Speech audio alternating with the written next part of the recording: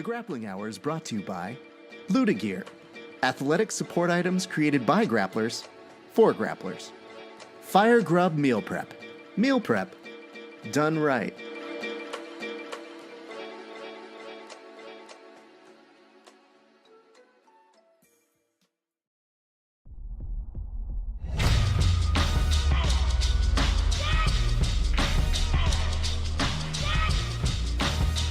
Yeah. Check it out.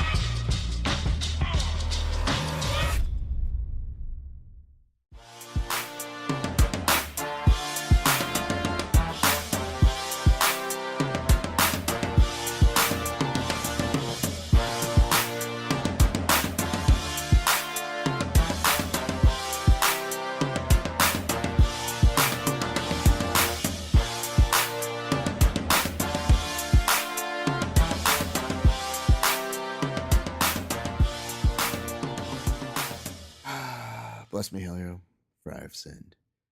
Hey, what's up, everybody? It's your friendly neighborhood grappling podcaster, Rafa Sparza, saying hello to you on this beautiful Sunday. Now, normally, I record these about a day or two in advance, and then I have it come out at like 9 a.m. in the morning. In this particular case, I was a little inspired by a particular event that I went to go cover. Yesterday, I was at King of the Cage for their 20th anniversary show, which was a lot of fun. I got to see my good friend Lance Bush win by devastating knockout. I also got to see our good friend Milton Aguayo pull out an amazing unanimous decision. But there's one person I actually kind of want to center this on. And I know that this deals a lot with my grappling experience on Sunday Confessional. But I actually wanted to take a moment to speak today about my good friend Elliot Agayo. So, again, it's very difficult when you are covering an event to lose all subjectivity. You really do try to be as objective as possible, but there are always going to be elements of you coming in with some sort of bias if you know or train with the fighters. Fortunately, I don't have to make any decisions that put them up or down. I stay to the sides and I just try to record what I see live whenever I'm reporting. Elliot was the very first fight yesterday, and I made it just in time. And I was a little nervous that I might have to do one of those things where you go, yeah, I saw your fight. Yeah, no, it was good. When you did that thing. Backstory. About a year and a half ago. Yeah, it's about a year ago exactly now. Elliot started giving me private lessons to help me with my wrestling. Now, my wrestling is garbage, but it's now like garbage plus because of Elliot. And so he and I have always worked very well together in terms of he just knows how to coach me. He understands that I have limitations. He has a really, really solid knack for understanding, for my particular game set, for whatever reason, how to help me understand and at least drill and get a better comprehension of a wrestling base, which is huge to me because I never thought I would have any wrestling. Some people who train with me might be able to say, well, I don't think Raph has any wrestling either. That's fine. But yesterday I get there and I watch him, and he was on the wrong half of a split decision. Now, when I say he was on the wrong half, obviously, whenever you get a split decision, there's going to be somebody who's upset because it's just within a fraction of a deciding factor.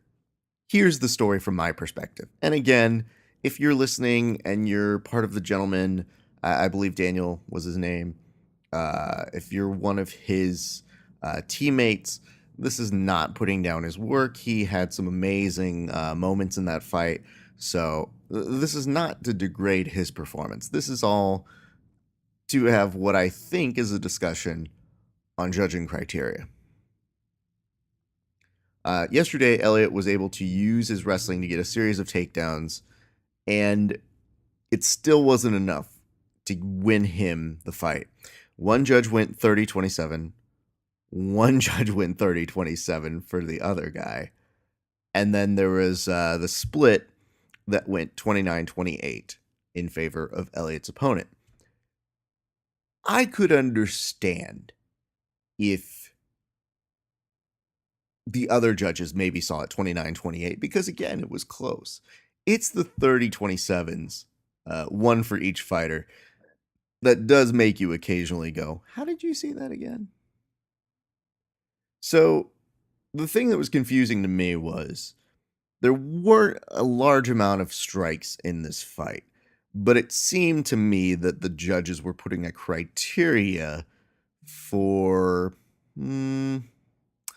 punchy things, if you would, uh, when there weren't a ton of punchy things to begin with.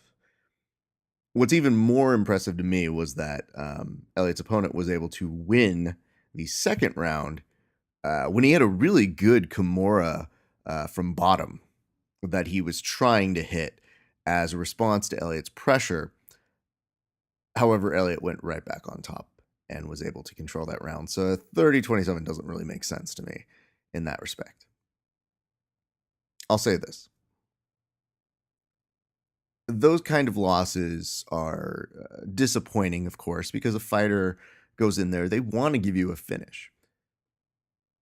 The thing that I always try to point out to athletes, because they don't necessarily hear it at the time, is that, for Elliot's sake, there was no harm that he really took. He was pretty in good spirits when I saw him afterwards. But there was one thing that was really, really cool that he came up to me and said, and he's like, "Hey man, did you see that good control? That like good jiu-jitsu control?" And I looked at him and I said, "I did, buddy. I really did."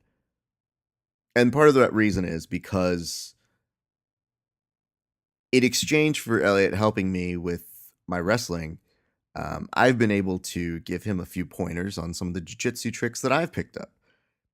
And I always think if you're an MMA fighter and you can get a certain kind of cheat code that an old person uses to look like they can actually hang with some of the younger kids, it doesn't hurt to teach them. It doesn't hurt to, show them a couple things and says like, hey, this is how you could neutralize somebody like me, or this is how I neutralize somebody like this.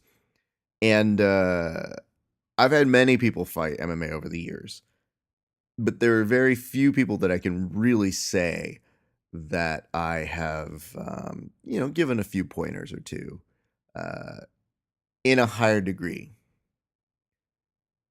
And I didn't expect him to come up and tell me that sort of a thing, but he was so proud of that part of his performance. And that made me really happy for him, which was that even in a loss, he still found something that he wanted to come up and make me feel a part of his experience. And even though he didn't win on the judges' criteria for whatever reason that they put it down, that he was proud of it and he wanted me to share in it. And that to me, my friends, is super cool.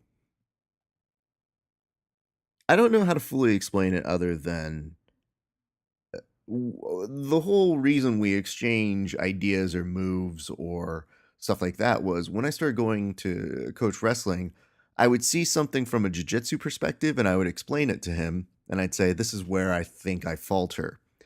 And Elliot would go, oh yeah, okay. That's cool. And then I would give him my perspective and then I'd show him something. And that really harkens back to when I used to invite people to come play poker. I wouldn't just show up to somebody's house without bringing a gift. Whenever I would go to somebody's house and there was a poker game going on, I would bring beer and I'd say, thank you very much for hosting. Here is some beer for hosting. So I always take that into, every other kind of situation. It's just good manners. It's the way my parents raised me. So that when I see Elliot helping me with my wrestling, I would just be like, oh, dude, I just learned this really cool thing. I think you might be really interested to see what it is.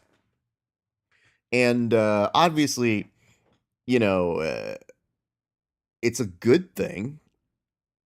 It's one that I wouldn't expect him to ever give me any credit for.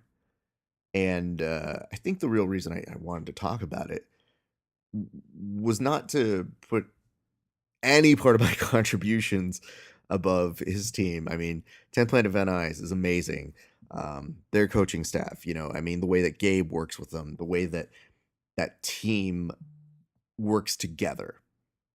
That's the real basis of his.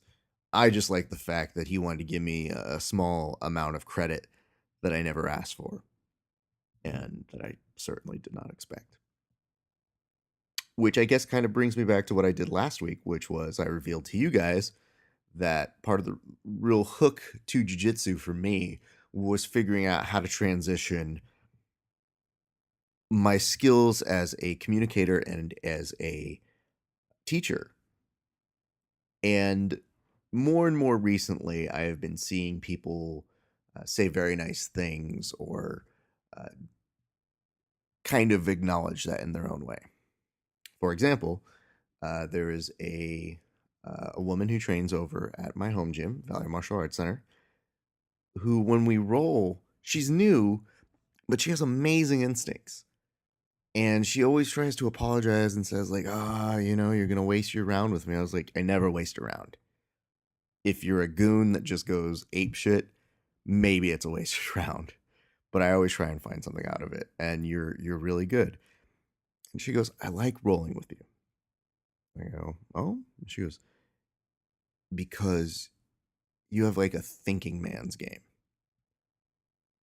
And I was like, oh, well, that's very nice. You are aware I'm an idiot, though. And she's like, oh, 100%. But you roll like you're not an idiot. And I said, oh, okay, that all makes sense. So to me, these are those little moments that have taken years to manifest. And even at times when I might not find myself feeling the most capable person in terms of the jiu-jitsu practicing or even being a real qualified person to come to for a number of techniques, it's always very nice to get those compliments. So I think one of my challenges to you guys this week would be this. If there is somebody who is instrumental in your game, I would really think it would be cool if you were to find time to let them know something that they have been positively influential in your game. I am notoriously bad at taking compliments, and even talking about this is very weird. But I'm doing it because I think it shows two things. One, it shows a true testament to my friend and his ability that got him to there, and that he made the time to show appreciation to me. Well, first for coming out, and second, he was like, "Thank you for covering, man." I was like, "That's my job. That's what I do. You don't have to thank me for that." But it's a testament to his character that he would make sure that I feel recognized and appreciated. And two, I think it's something that we always profess in Instagram posts, and that's nice, but it's way better to hear it in person. Part of the reason why I never really get too caught up in, you know, posting about any kind of ridiculous little accomplishment or something silly that I do on Instagram is because most of the time I would rather just talk about it in person or on the show. And there's a benefit of riches that we have whenever we have you guys who are our audience who listen and come up to me and tell me things. And I think one of the things that you can do if you have a platform to use it appropriately is to pay homage to those people who are helping you with your game. And I think that's something that, we take for granted because there is a business element of jiu-jitsu. You show up, you pay for classes, so it's a commodity at a certain point. And I think a lot of people are very good about being respectful and whatnot. But think of it like this. We might be a little respectful, but think about how many times you ever paid tribute to like a teacher in school.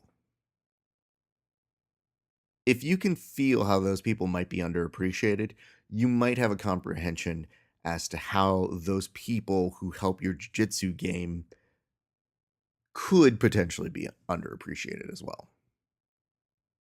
That's just my perspective. But it was cool. And I like that bit by bit, I have chipped away at what tends to be my goal in jiu-jitsu. And though I don't necessarily see myself as a instructor per se, um, I see what I do as being a resource to those people who are my closest friends, and I see myself as being somebody who can always lend a hand and see something from a different angle. So that was pretty dope. And I think I should probably end by, practicing what I preach, right? So I would like to take this moment to go ahead and say I appreciate my good friend Elliot for being so instrumental in making me a better wrestler and a better grappler, because those are things that when he's teaching me, I'm able to take back to my gym. I'm able to help my friends. And I think that, going forward, I think this kid still has so much to do and has a true love for it. And I hope he knows how proud myself and his team was of him. So big congrats to him. Split decisions are always tough, but they're even worse when they're really out of whack and the judging criteria is all over the place.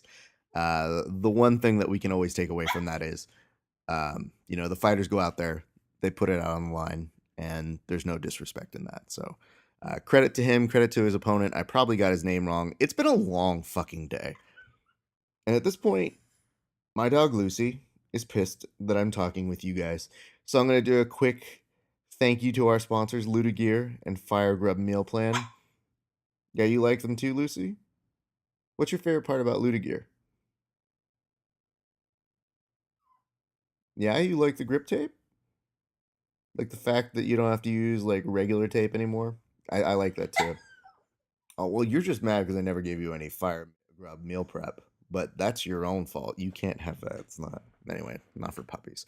That was it for this week's Sunday Confessional. Thank you guys so much for tuning in. I will see you guys next week. If you have ideas or concepts or comments, hit us up at Grappling Hour on all social media platforms and let us know what you'd like me to talk about next week. Until then, it's been a great day for grappling, and we'll see you guys next week. Or on the mats. Shut up. You ruined that, Lucy.